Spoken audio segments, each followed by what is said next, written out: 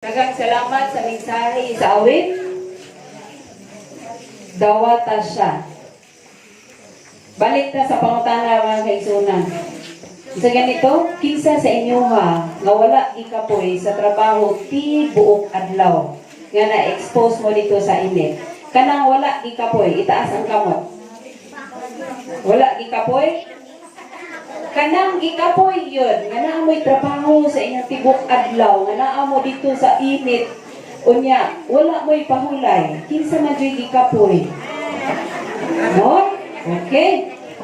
Daghan gyud sa atoa, bation gyud ta og kakapoy, labi naata sa init, kay ang init, kung maabot na sa atoa, ya wala, lata na yung landong, saman, makapaluya sa ato nga panglawas. Kung ang tao mga kaigsunan, magsige gani og trabaho, walay pahulay, ang tao dali magka-sakit. Baita ninyo lektura na kagabi Nasayad ba kita nga dito sa US, 19 milyones ang sleeping pills nga ginainom matag gabi aron lang jud ang tao makatulog. O siguro murag pribilehiyo kayo diri sa Tamurayan kay alas 9 murag tulog na gyud mo tanan. Alas 8, alas 9. Apan ang atoang lekturang karon nga kagabhion, naghisgot kita og kanang pagpahulay. Sa unsa nga paagi nga kita makapahulay, nga naamantay mga kabalaka nga ginabation, kabalaka nga naatay mga huna-hunaon para sa mga kabataan.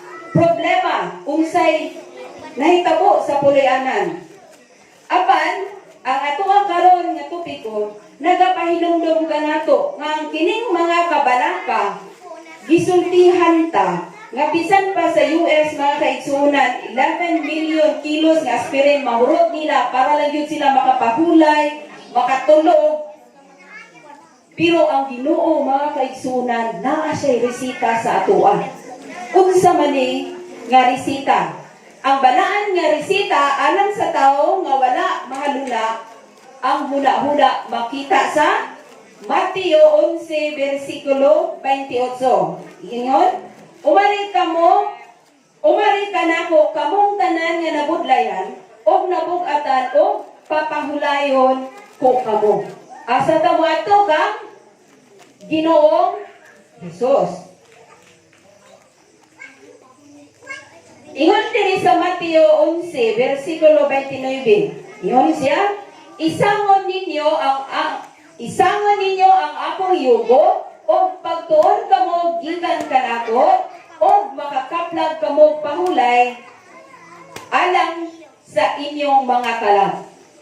Atong masabtan karon mga kaigsunan nga ang Dios nagpangga kanato, ang Dios naghigugma kanato, kay nagpakabana siya sa atoa nga panglawas, labaw sa tanan nagpakabana siya alang sa atoang espirituhanan nga pagtubo, nga sa panahon nga siya mo balik kita andam nga makasugat o makapuyo na ng langit no nga pulian ng gitagana alang sa matag usa.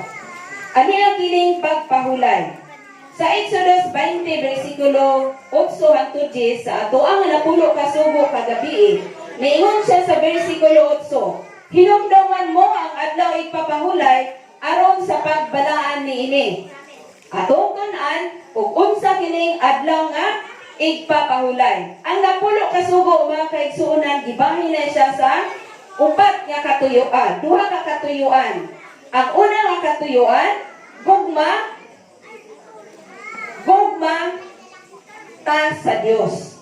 Ang atong gugma sa Dios mga kaigsuonan niingon siya dili ka magbaton og lain nga mga Dios sa atubangan ko. Dili ka magbuhat og usa ka larawan nga linilo. Dili mo pagamiton ang ngalan sa Dios sa pagpasipala. O ang pinaka-importante nga gugma ta sa Dios, hinumduman mo ang adlaw nga igpapahulay. O kini mga kaigsuonan, nagpahimanglo kanato nga ang Dios ana asay dakong katuyuan alang sa matag usa. Mo na nga ang napulo ka sugo, unsa ganin ang napulo ka sugo?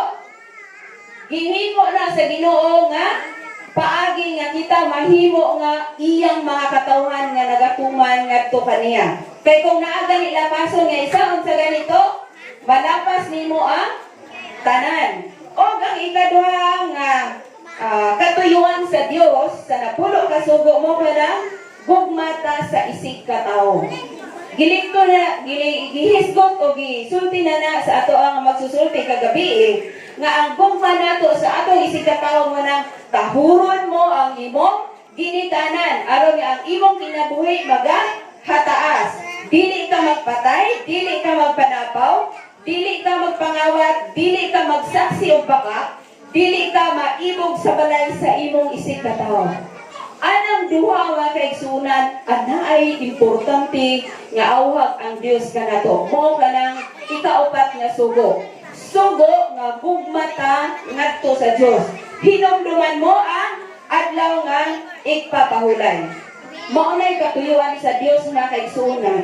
Nga si Ginoong Hesus iyang ipadala diri sa kalibutan aron nga luwason kita gikan sa ato kasalanan. Ug mao kana siya ang iyahang dakong gugma sa matag usa. Unsa gani katuyuan? Gugma sa Dios. Ang gugma sa Dios makaigsunan mo unay motulid sa tuwa. Kung kamo naka-experience mo og panday, kailan mo anang tunton? Kanang tunton ba nga ginabitay na siya nga naay kaniyo? Kung inyo ni siya makita, mo na siya mulin niya sa katong mga panday nga kanang iyang subayon himo gyud ni siya nga tulid. So ang atong relasyon ngadto sa Dios unsa man diretso, dili siya mo sangit, tulid, maayo nga pakigrelasyon. O ang gugma o ang ikaduha mao ang gugma sa atong isig ka tawo. Munang dili nato limtan makaigsunan nga ang pag-anhi ni Ginoong Hesus diri sa kalibutan mao ang pagluwas kanato gikan sa kasalanan ug kana nga kaluwasan dili nato himuon nga makawang. Manang usahay kami makaingon jud mi nga kaning pagpanguros atong gihuna-huda ba nga si Ginoong Hesus unsa gani na inyong pagpanguros sa ngalan sa Amahan sa Espiritu Santo. Unsay katuyuan sa pagpanguros? Paghinumdom nga si Ginoong Hesus nahigugma kanato iya tang gipakamatyan. Apan ang dakong katuyuan ang pag-ila sa atong buhi nga Dios o ang ato ang gugma sa atong isig ka tawo. Dili ta mga kaigsunan. Ang Exodus 20 versikulo 9 nagaingon siya, sa unong kaadlaw magbuhat ka o buhaton mo ang tanan nimong buluhaton. Ingon diri sa 10, apan ang adlaw nga ikapito maoy usa ka adlaw nga igpapahulay anang kang Jehova nga imong Dios. Kumuingon tag mulapas sa isa ka kasubuan na lapas nato tanan. Apan ang Dios nagpahinumdom kanato nga ang adlaw ipapahulay alang kang Jehova nga imong Dios. Niining adlaw dili ka magbuhat, ikaw bisan ang imong anak nga lalaki, bisan ang imong anak nga babaye. O niingon diri sa 11, bisan ang imong sulugoon nga lalaki, bisan ang imong sulugoon nga babaye, bisan ang imong kahayupan, bisan ang imong dumuloong nga naa sa sulod sa imong pulianan. Kung mapahulay ta sa adlaw nga igpapahulay, ang tanan mga kaigsunan mo pahulay. Dili kay ang isa ka membro sa pamilya kay ang adlaw nga igpapahulay mao kana ang gihatag sa Dios alang kanatong tanan. Walay gipili aron nga ang tawo gikan sa kahago mo pahulay gyud siya sa isa ka semana, isa ka adlaw sa isa ka semana. Okay, kini nga mga resita nagdala sa duha ka mga butang. Ang una, lawas nun nga pagpahulay. Kana bitaw gikapoy kay ta sa utto. O niya, kapoy kayo ang pagdaro. Gibati jud kag katulugon. Munang gitawag nga naatay pagtagpilaw. Pagnap o pagtagpilaw. Ay ikaduha mo ang pagkatulog sa kagabion. Kay kung dili ta matulog sa kagabion makaigsunan, unsa man inyong ma-experience sa pagkabuntag. Kapoy, luya. Okay. kinahanglan ta og pagkatulog. Ug ang ikaduha nga resita mao ang espirituhanon nga pagpahulay. Unsa man ang espirituhanon nga pagpahulay?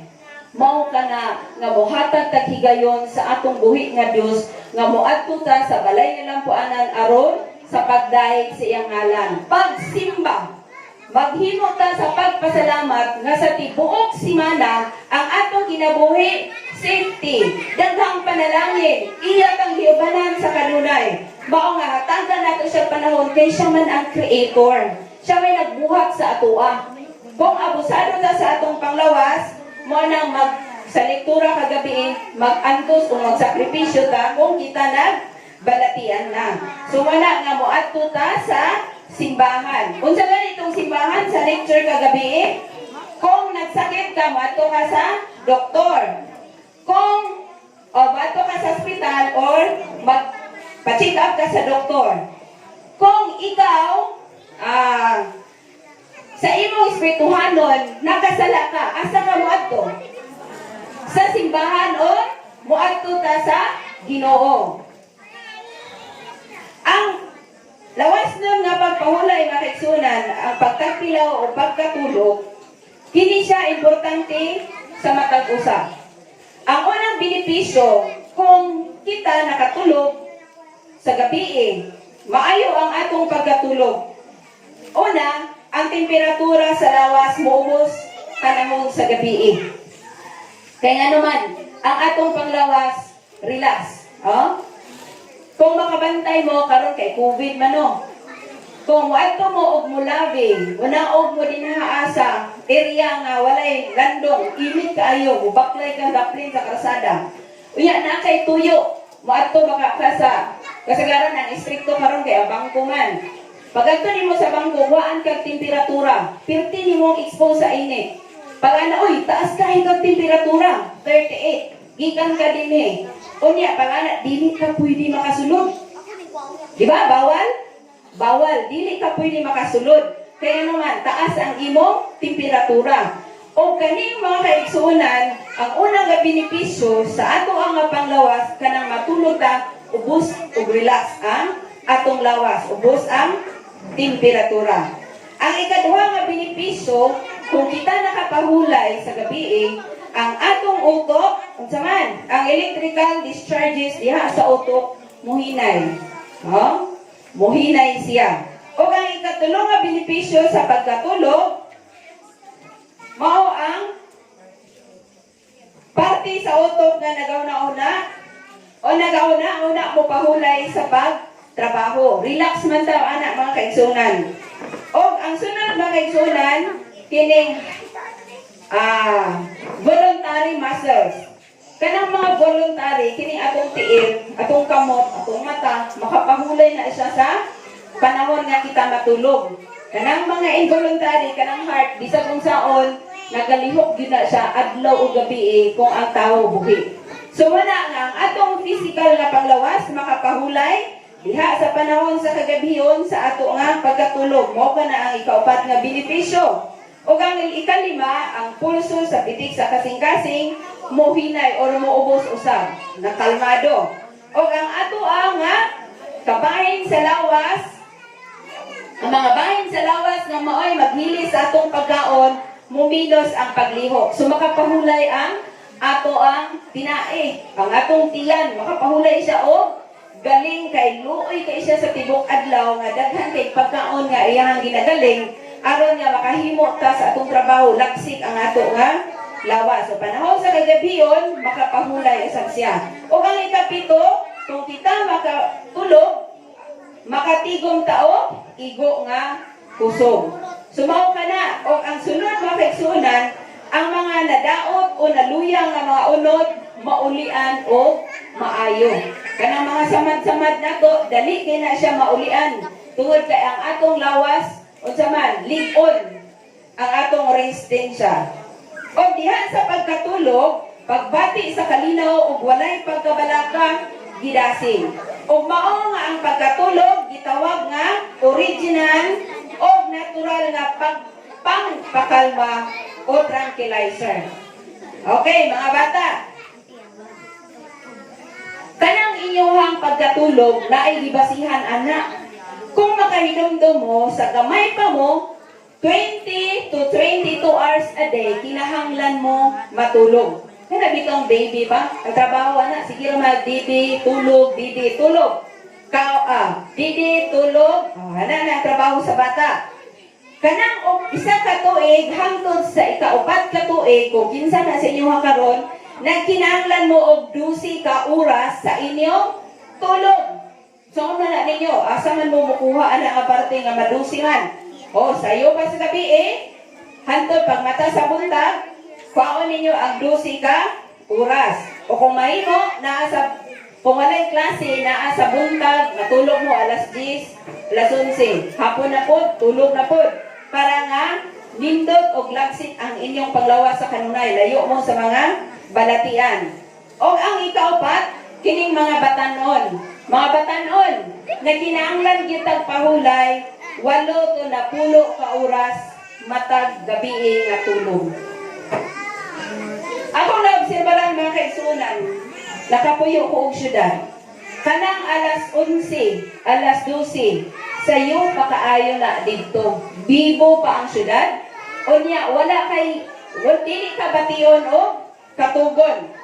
Bulahan ta nga naa diri nga dapit sa bukid kay ang ato ang lawas maatuman nato sa pinaagi sa pagtulog. Ug ang sunod mo ang mga hamtong. Gikinahanglan kita og 7 hangtod 9 ka oras nga atong itulog matag gabi. Ug ang mga tigulang mga kaigsunan 5 og hangtod 7 ang katulog nga gikinahanglan matag gabi. Apan ani kita espirituhanong pagpahulay. Kung natay physical nga pagpahulay, ana usab espirituhanon nga pagpahulay. Ingon sa Exodus 20 versikulo 8 hangtod 11, yan sa iyang gingon atong basahon, dungan ta, ready, start. Hinumduman mo ang adlaw nga ipapahulay aron sa pagbalaan niini. Atong hinumduman ang adlaw ipapahulay o ato kini nga balaanon. Kaya naman, ingon sa Exodus 20 versikulo 9, sa unong kaadlaw, magbuhat ka o buhaton mo ang tanan nga imong buluhaton. Kay ingon sa Ezekiel 20 versikulo 12, labot pa usab, gihatag ko kanila ang akong mga adlaw ipapahulay aron mahimong usa ka timaan sa taliwala kanako o kanila aron sila makaila nga ako mao ang Dios nga nagbalaan niini. Unsa ni siya? Usa ka timaan. Usa kini ka mahimong timaan nga ang kita nga mga katawhan sa Dios nagasunod ngadto kaniya. Ug siya usab ana kanunay nagauban kanato. Okay, diri sa inyo nga dapit. Kanang naamoy mga hayop. Ganahan ba mo nga naamoy mga timailhan sa inyong mga hayop? Ganahan. Kay kung example, imuhang manok, naapoy manok sa silingan. Unya mo tabok ang imong manok dito sa pika silingan. Parihas pa yun silag dagway. Kaya uban manok, baka pari-parihang yun. May nagdili, parihog kuan, rasa. Kaya makailon ka, kini ako agidi. Nya kay kasagaran, pari-pariho man. May nga din ka, hala, tuon sa ila ang akong manok. Ang imong batio may ila mag-iihaw.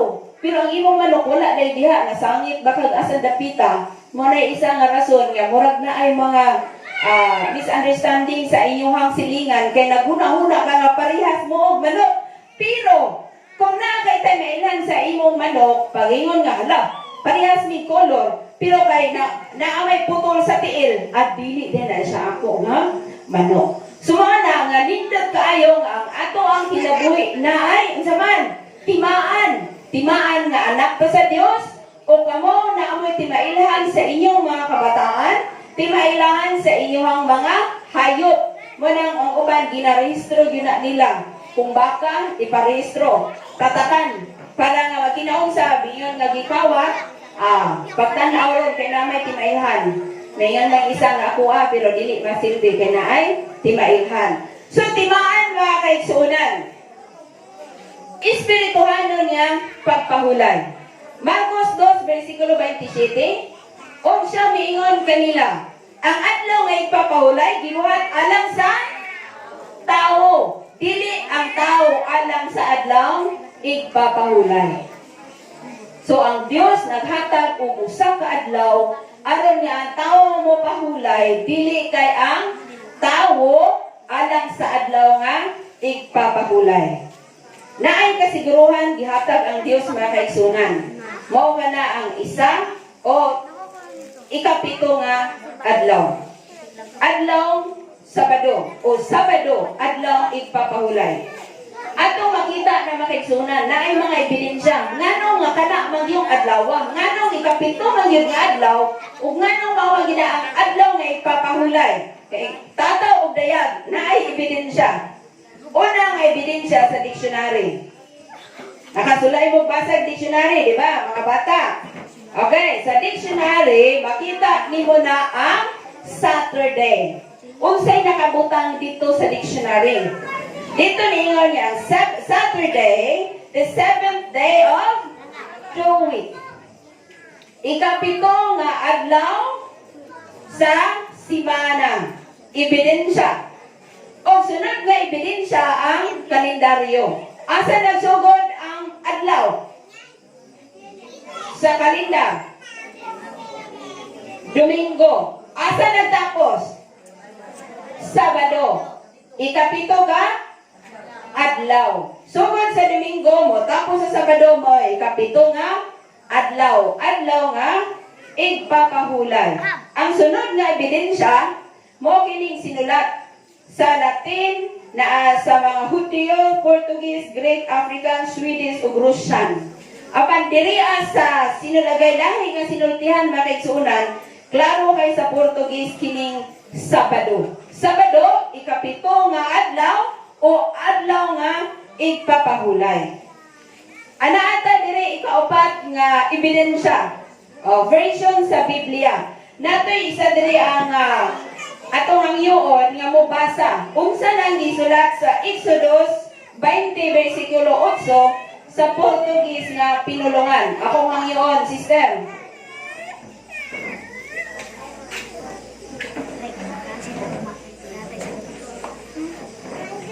Mubasa si Iris Jane o si Romilin. Ini ilang basahon nga kaigsunan ang karaan kini nga bersyon sa Biblia katong duway nga gigamit sa mga katsila sa una nga mga pari. Nakakat-o na sila og Bisaya.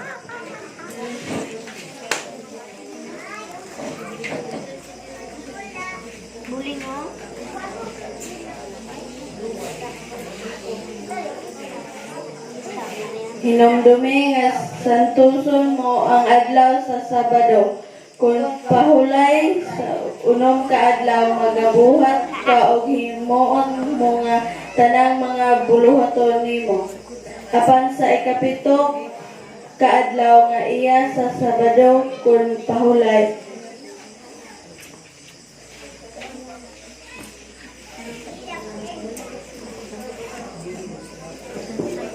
Sa Ginoong Dios nimo dili mahimo bisag unsang buhat ikaw og imong anak laki og imong anak babae, imong ulipong laki anak sa imong ulipong babae, imong hayop og dumuduong nga naa sulod sa imong mga putahan. Okay, atong gipasalamatan. Dito po sa Portuguese, kung sa gingon, mabasa man na ito, atong basahon. Na mo, pasalig. Ingon din ako libasa. Librato do dia do Sabado para o sanctificar. Sanctificar balaanon sa palihan sa pulong nga sanctify. 6 dias trabalharas, trabaho kuno si sunog kadlaw trabaho. Ifaras todo itio trabalho. Salamat kayo Romilin o Iris Jane. Kato mao to ang Biblia nga karaan nga dili na kayo makit-an karong panahon na. Duway bersyon ng Biblia. Okay, daghang salamat Pastor Bacos. Mao kana ang ikaupat nga ebidensya. So atong balikon sugilanon sa Semana Santa. Kasagaran masilibran ni siya panahon sa Mayo. Mayo, no? O, Mayo. Unsa man inyong naobserbaran sa Semana Santa? Sa panahon sa Friday, ha? Ang Friday or adlaw nga Biyernes, ila nang preparahan tanan. Pagka-adlaw nga Sabado, unsa may naitabo? Ha? Mingaw. Unsa man di ay? Nagpahulay. Sabat man, nagpahulay. Pag-abot pagka Domingo, unsay nahitabo? First day. Nabanhaw si Ginoong Hesus. Unsay nahitabo sa adlaw nga Sabado? Nagunsa si Ginoong Hesus? Nagpahulay. Mao ka na ang usang katimaan nga ang adlaw nga ipapahulay mao ang Sabado, adlaw sa Dios. Diri sa Exodus 20 versikulo 8, ang kundi siyang balik-balikon aron usab inyong mainumduman nga nag-iyon dinhi hinumdumi ang adlaw nga ipapahulay aron sa pagbalaan niini. Kano sa kanina ikapito nga adlaw ato nga ibalaan. Hangtod kanos maglungtad ang adlaw nga ipapahulay. Ingon sa Isaias 66 versikulo 22, kay ingon nga ang bag-ong mga langit o bag-ong nga yuta nga akong pagabuhaton magapabilin sa among atubangan, miingon ang Dios, mauman magapabilin ang inyong kaliwatan o ang inyong ngalan. Sa Isaiah 66 versikulo 23, o may tabo nga gikan sa bag-ong pagsubang sa bulan hangtod sa usa o gikan sa usa ka adlaw ipapahulay hangtod sa usa ang tanang mga katawan manganhi aron sa pagsimba sa akong atubangan, miingon si Jehova. Sa adlaw nga ipapahulay. Okay. Diin man nagsugod nga adunay adlaw ipapahulay. Asa man ni siya nagsugod? Muna siya ang mga pangutana. Ningon dinhi og gipanalanginan sa Dios ang adlaw nga ikapito og nagbalaan niini tungod kay niini nagpahulay siya gikan sa tanan niyang buhat nga gibuhat og gihimo sa Dios. Makita sa Genesis 2 versikulo 1 hangtod sa 3. Dito na sa Garden of Eden mga kaigsunan. Sa creation gibuhat sa Dios ang langit ug ang yuta sugod sa permiro nga adlaw o pag-abot sa ikapito nga adlaw siya ni pahulay. Mao kana ang creation. Gibuhat sa Dios ang langit ug ang yuta. Og niingon siya sa Isaiah 66:23, og gikan sa usa ka adlaw ipapahulay hangtod sa usa ang tanang katawan manganhi aron sa pagsimba sa akong atubangan. Og nahuman ang mga langit og ang yuta og ang tibuok nga panon kanila. Og sa adlaw nga ikapito, natapos sa Dios ang buhat nga iyang gihimo og mipahulay siya sa adlaw nga ikapito. Gikan sa tanan niyang mga buhat nga iyang nahimo. Munang kinahanglan gyud ta og pahulay. Kung nagtrabaho ta sa isa ka semana, gikan sa Sunday hangtod sa Friday, pagka Saturday kinahanglan nga ang tao mo pahulay. Makita sa Exodus 20 versikulo 8. Nganong kinahanglan man nato ni nga ipahulay? Tungod kay ang Dios na balaan niini, nagpahulay niini og iya kini nga gipanalanginan. Iyon siya dinhi makaigsunan og gipanalanginan sa Dios ang adlaw nga ikapito og nagbalaan niini. Tungod kay niini nagpahulay siya gikan sa tanan niyang buhat nga gibuhat og nahimo sa Dios. Makita sa Genesis 2 versikulo 1 hangtod sa 3. Unsa gani ang adlaw ikapito yun sa niya gipanalanginan, gibalaan og nagpahulay. Nagpahulay siya sa ikapito nga adlaw. Dito sa tanaman sa Eden, gihatag sa Dios ngadto sa tao ang duha ka sagrado nga gasa. Unsa man ni una nga gasa? Gibuhat sa Dios si Adan o si Eva. Usa ka na kasagrado nga gasa nga gihatag sa Dios. Magbinyo ang lalaki o babaye, dili lalaki sa lalaki, dili babae sa babaye, o dili po pwede mahimong tulo, usa lang ka babae o usa lang po ka lalaki. Dili siya mahimong tulo kay usa ka sagrado ang kaminyoon. Munang likayan ang pagkumit sa usa ka pagbati ngadto sa uban kung ikaw ana ang kanay asawa o bana. Kay ang kana siya usa ka gasa nga gikan sa Dios. Mao kanang kaminyoon. O ang ikaduha nga gasa nga kaigsunan mao ang adlaw nga igpapahulay. Gasa kana kanato aron kita makapahulay sa pisikal nga panglawas o gasa kana kanato nga kita nakigistorya o naghatag panahon nagpahulay sa ato nga Creator. Atong ipasidunggan nga siya ang Dios nga buhi, gamhanan, naglalang kanato nga mga katauhan.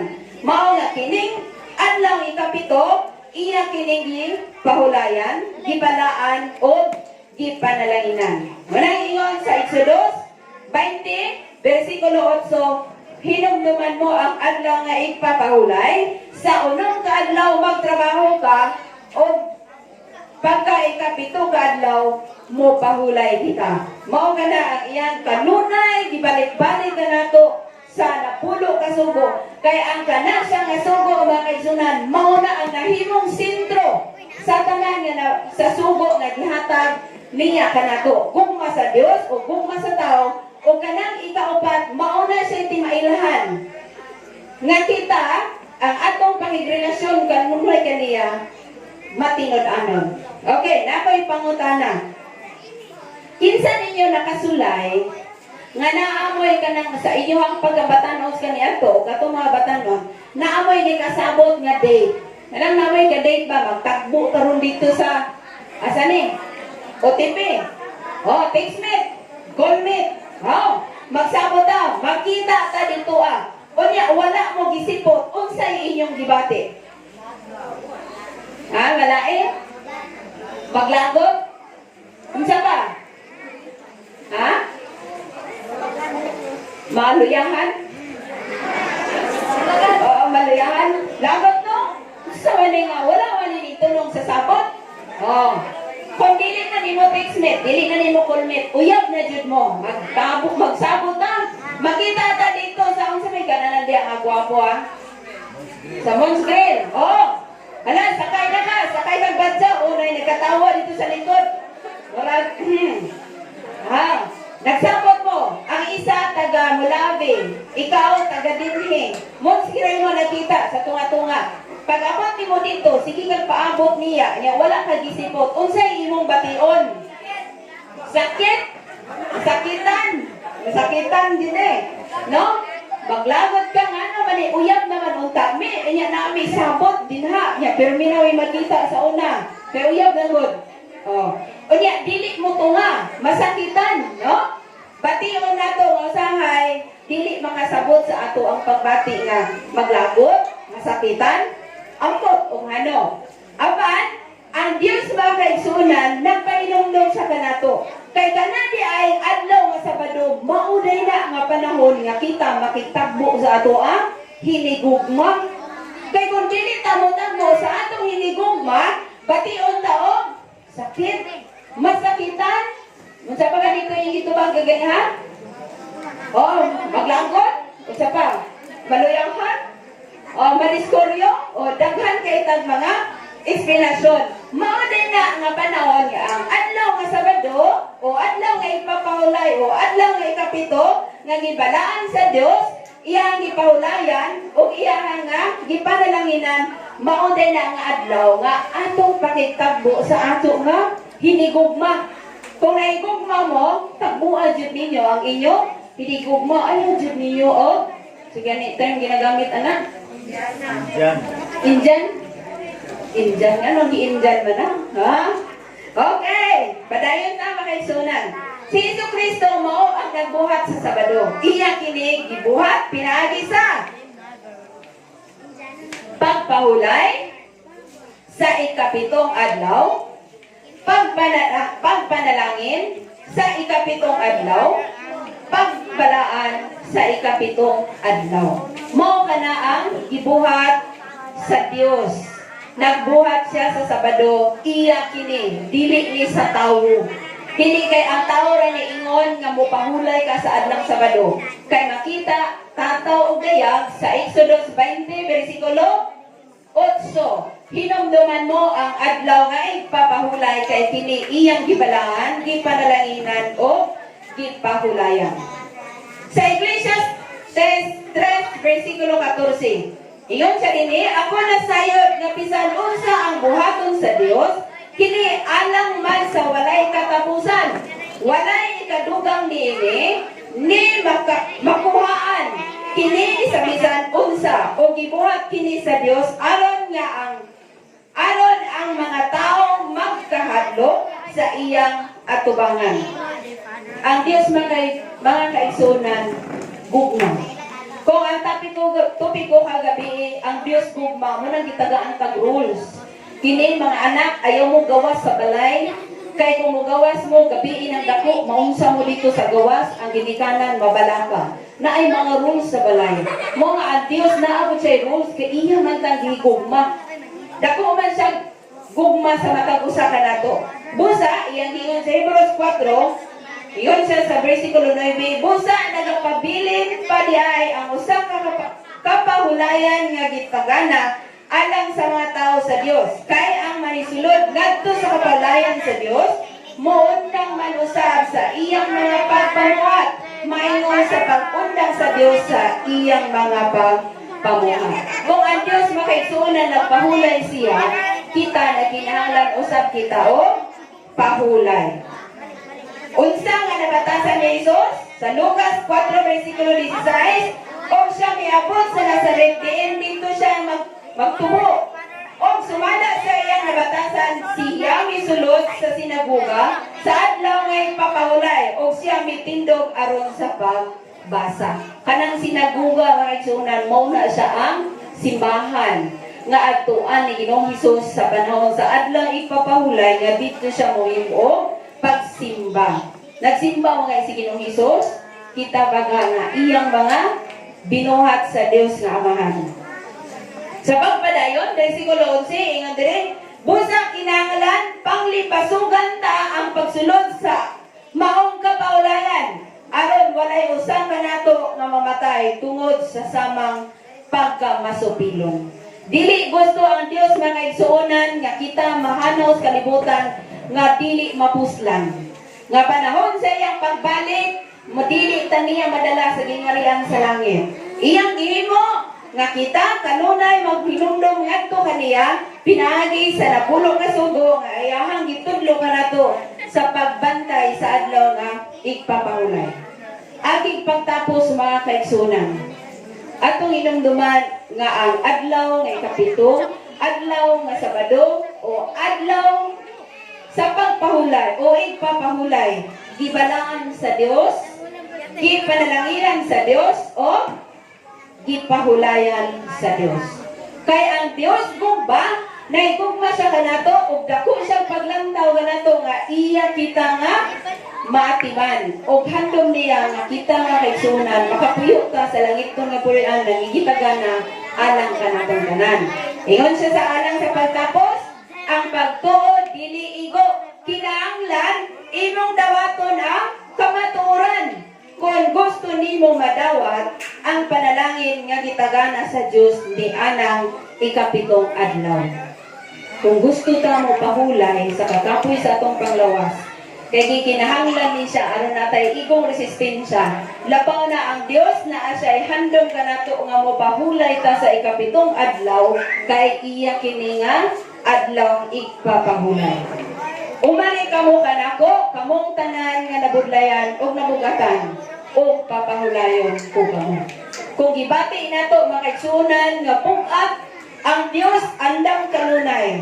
Ang Dios na kanunay nagatabang, nagatanaw, kanunay mo suporta sa kanatong tanan nga nagakinahanglan. Wala ang teksto nagaingon kung kamo na pugatan, doon kita ngadto kaniya kay andam siya kanunay mutabang kanato. Ako nang hinaot nga ang atuang nga hamugo nga mga lektura karon nga kagabhion, ato ni siyang kadunay mahinumduman kung unsa ang Dios na higugma kanato. Naghatag siya sa adlaw ipapahulay aron kita makapahulay o makahuna-huna ta nga ang Dios labaw nahigugma kanato o kita sa maghigugma ngadto kaniya. Sama nga kamo usab na amoy hinigugma nga inyo jong ulungan ang inyong gihigugma. Oh. Tell that do as part. Ayaw jud mo og bulag. Kung kinsa ang inyong gihigugma, magtiayon kay ang Dios maunay gitudlo kanato na ay gasa niya nga duha kami niuon og adlaw nga igpapahulay. Ang hinaot ko nga karon nga gabion ang Dios magpanalangin kanatong tanan mayang gabi.